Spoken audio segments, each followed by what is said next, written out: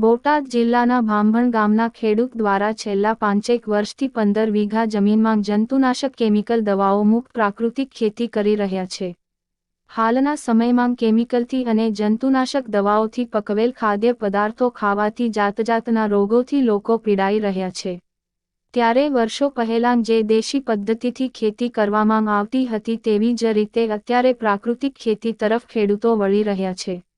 પ્રાકૃતિક ખેતી કે જેમાં બિલકુલ જંતુનાશક દવાના છંટકાવ વગર જ કરવામાં આવતી હોય જેથી જમીન પણ સુરક્ષિત રહે છે.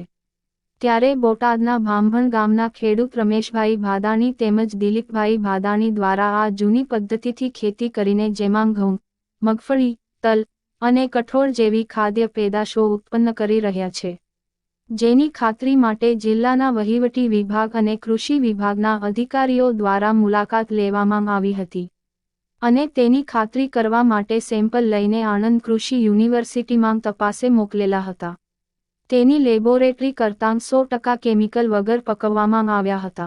તેવા રિપોર્ટ આવતા આણંદ યુનિવર્સિટી દ્વારા ખેડૂતને સર્ટિફિકેટ પણ આપવામાં આવ્યું હતું.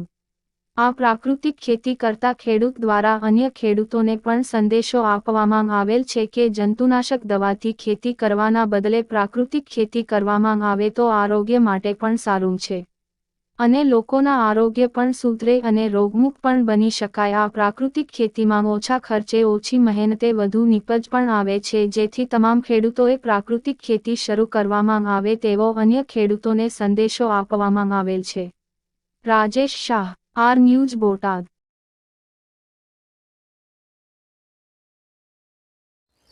આપનો પરિચય? મારું નામ દિલીપભાઈ તળસીભાઈ ભાદાણી, ગામ ભાંભણ, તાલુકો જિલ્લો બોટાદ. દિલીપભાઈ, પ્રાકૃતિક ખેતી કરવાનો વિચાર કેવી રીતે આવ્યો? મને વિચાર એવો આવ્યો કે આ પેસ્ટિસાઇડ ખેતી કરતાં સ્વાદ વૈયાઈ ગયા અને આપણે વડવાઓની ખેતી શરૂ કરી એટલે સ્વાદ આવ્યા અને ગુણવત્તા આવી અને રોગશાળામાં આમાં ઘણો ફાયદો થાય છે. એટલે હાલની ખેતીમાં અને આ પ્રાકૃતિક ખેતીમાં ઘણો ફરક છે.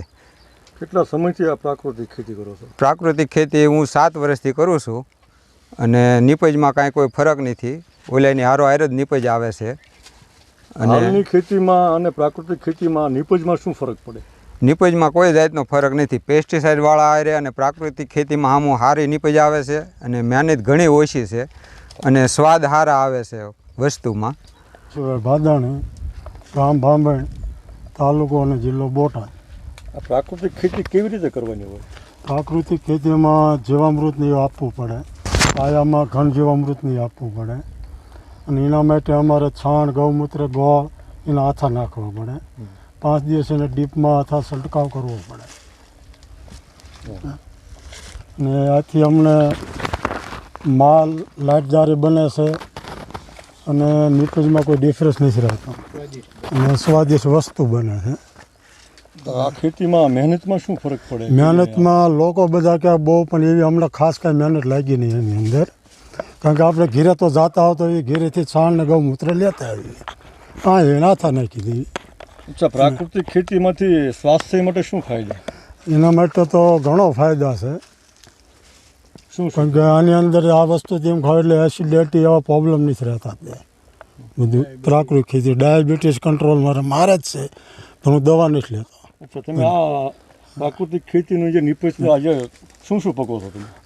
ચોમાસામાં સિંગ કરું છું, તલ કરું છું અને શિયાળામાં ઘઉં અને ચણા કરું છું. તમે આ વસ્તુ વાપરો છો તમારા ઘરે, તમને શું ફાયદો? મને ઘણો ફાયદો છે એમાં. ખર્ચમાંય તે અને ખાવામાં તે વસ્તુ બીજી મીઠાશવાળી બને છે. ખેડૂતોને શું સંદેશો આપવા માંગો? ખેડૂતોને એમ તો ઘણાને કહેવી છે પણ હજુ કોઈ અપનાવતા નથી. આપણે મોલો મિચ્છી આવી હોય તો ખાલી માટી 2 ફૂટથી લઈ સ્પ્રે મારી દેવી છે, મોલો મિચ્છી વયો જાય. પણ હજી છતાં ખેડૂત એની પર વળતા નથી. આપનો શું સંદેશો છે? શું ખેડૂતોને વળવું જોઈએ? કેમ વળવું જોઈએ જ ને ખેડૂતને? આમાં ગમે એમ કરીને, કારણ કે આમાં તો આ રીતે ખર્ચા કરીને થાકી જઈશું આપણે. તો આની અંદર ખર્ચો ઓછો છે. આપનો પરિચય? વનમાળી રામજીભાઈ ઇટાલિયા, ગામ ભાંભણ, તાલુકો જિલ્લો બોટાદ. વનમાળીભાઈ, આપ પ્રાકૃતિક ખેતી વિશે શું કહેશો? હમણાં હું રિટાયર થયા પછી ભાંભણ વારંવાર આવું છું. મારે પોતાની ખેતી છે અને રમેશભાઈ મારા અંગત મિત્ર છે, એને મને ઘણી ચર્ચા કરી ખેતી વિશે. આ પ્રાકૃતિક ખેતી વિશે ભારત સરકારનો અભિગમ છે. એના માટે મને 3-4 દિવસ પહેલાં એને વાત કરી કે બોટાદ કલેક્ટરશ્રી તેમજ જિલ્લા વિકાસ અધિકારીએ અમે જે ખેતી પેદાશ પ્રોડક્ટ કરી છે એ સર્ટિફાઈ કરીને મને સર્ટિફિકેટ આપવા આવ્યા. તો હાલના તબક્કે હું ભારત સરકારના જે પ્રતિનિધિઓ બોટાદના જિલ્લા કલેક્ટર કે જિલ્લા વિકાસ અધિકારી એને ખૂબ ખૂબ ધન્યવાદ આપું છું અને આ ખેડૂતને પણ ધન્યવાદ આપું છું. આપ ખેડૂતને સંદેશો કેવો આપવા માંગો છો? હું ખેડૂતને એ સંદેશ આપવા માગું છું કે આજે શહેરીકરણ થઈ રહ્યું છે, ખેતીમાંથી લોકો માઇગ્રેટ થઈ રહ્યા છે. અહીંયા રોજીરોટી ન મળવાથી લોકો જતા રહે છે. પણ સમય એવો આવશે કે પ્રાકૃતિક જે ઉત્પાદન થશે એનાથી આરોગ્ય સચવાઈ રહેશે અને જે ખાતર બિયારણ જે છે અત્યારે બિયારણ ખાતર જે ભેળસેળવાળું આવે છે, જે પેસ્ટિસાઇડ છે, એમાંથી પ્રાકૃતિકમાં એમાં ભેળસેળ થવાથી નેચરલ ન રહે, કુદરતી ન રહે, એટલે લોકો રોગી થશે. એના માટે પ્રાકૃતિક ખેતી અતિ ઉત્તમ છે અને એના પોષક ભાવ મળી રહે છે. એને મને વાત કરી કે સિંગના તેલ અમે ઘેરે કાઢ્યું ઘાણી કાઢીને એના 5500 રૂપિયા આવ્યા, બાકીના 2700-2800 રૂપિયા આવે છે. બીજું હળદર એક ખેડૂતે મને એવી વાત કરી કે અમે જે પ્રોસેસ કરી છે હળદર પ્રાકૃતિક એના અમને 500 રૂપિયા કિલોના મળે છે. એ ધન્યવાદને પાત્ર છે. એટલે મારો અભિગમ એ છે કે ખેડૂતનો યંગ ધન છે, જે બુદ્ધિજીવી ભલે સિટીમાં રહે પણ જે મારી જેવા નોર્મલ માણસો છે અહીંયા આવીને ખેતી કરે. જોકે વૃદ્ધ માટે આ ખેતી કરવી અઘરી છે, પણ યુવાનો માટે અને ભારત દેશની સમૃદ્ધિ આબાદી જે ક્રાંતિ કરવી છે, ખેતી જરૂરી જ છે. આજે ભલે ઇન્ફ્રાસ્ટ્રક્ચર ડેવલપ થાય એ વ્યાજબી છે, ભારત સરકારનો અભિગમ છે, ધન્યવાદ સરકારને. પરંતુ ભારતના વિકાસ માટે આજે એવો તબક્કો આવી રહ્યો છે કે ખેતી માત્ર પેટ માટે જરૂરી છે અને ઉપયોગી છે અને કાયમ રહેશે. આર્ટિફિશિયલ ઇન્ટેલિજન્સથી તમને એક કોમ્પ્યુટર હજારો માણસનું કામ કરશે, બેકાર થશે. પણ ખેતીમાં રોજીરોટી જે ભારતની ખેતીવાડી પ્રધાન છે, ખેતી આધારિત 70% છે, એના માટે અહીંયા ભરણ પોષણ થશે, મારું એવું માનવું. ઓકે.